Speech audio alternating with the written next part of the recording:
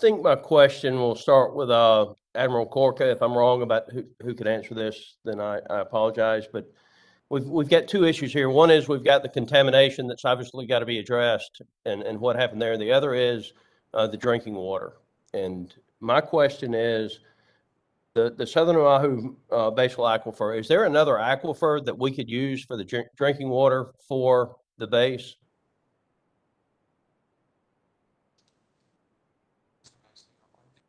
System for the Navy is comprised of about 250 miles of distribution. We actually have 7 storage tanks, and we actually have 3 pumping wells that we use. So 2 of our 3 pumping wells have been secured. And so right now we're supplying our demand through 1 pumping well that we're using today. So it has that our demand is 20 million gallons a day.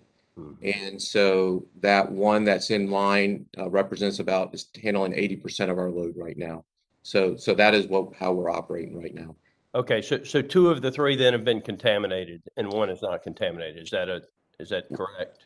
We have contamination level in 1 of the wells, and that is at the Red Hill, is what we're discussing right now. Right. There's another well that is in close proximity, but in the abundance of caution and in discussion with the Board of Water Supplies, we made a decision to close that well just to make sure that it didn't become vulnerable. Is it in a separate aquifer? Yes, sir. It's in a separate. Yes, sir. Okay, but it would be possible then to use the 2 wells, assuming that they were not contaminated, if Hawaii agrees, and our testing shows that those 2 wells are safe for our people. Is it possible then to use those wells to supply the water that our men and women need on base?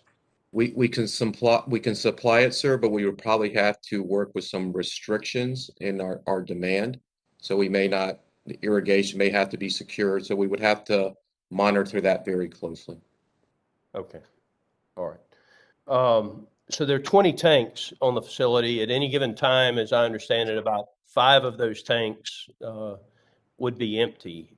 When those tanks are empty, do we do regular inspections on those tanks? Sir, I'd like to have Admiral Stematopoulos address that one since he's the operator of that facility. Okay.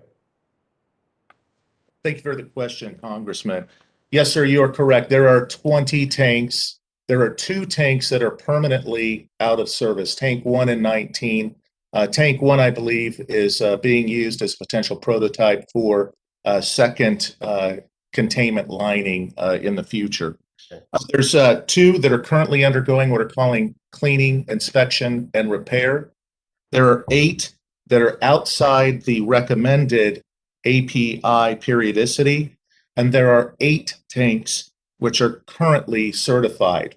Now, when a tank goes offline and is drained, it is my understanding that they become in compliance at that time also.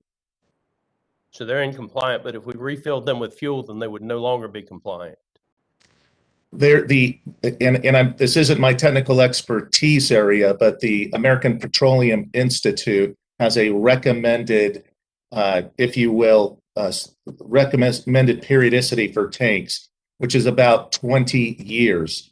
And so in addition to that, that doesn't necessarily mean, sir, my understanding is that the tanks are unsafe, but there are other mitigations that can be used to assure the tightness of the tank and the integrity of the fuel system. And a tank is approximately the same size as a large tanker with the actual capacity volume. Is that correct? 15 million gallons. It's quite a few, sir. I'd have to take that as a lookup and get back to you, but yes, they are quite large tanks. Yes, sir. So on this operator error, do we know how much fuel was spilled?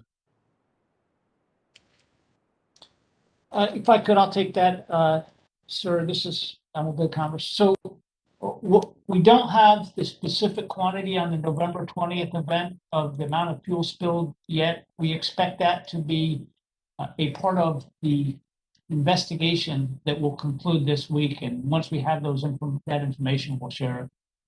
Admiral, my time's expired, but it seems to me, did the operator overfill the tank? is that what, did they get above the steel liner in the tank? So the tanks are about 12.5 million gallons. We fill them up to about 10 million gallons. The most recent event, and in fact, the 6 May event, weren't associated with the integrity of the tanks. They were associated with improper operation of the piping systems or auxiliary systems associated with the bulk fuel storage facility, not the integrity of any of the 20 tanks themselves. Okay. I think that's an important part of this, and I look forward to further discussions. Mr. Chairman, thank you for your patience. I know that I'm 30 seconds over. I yield.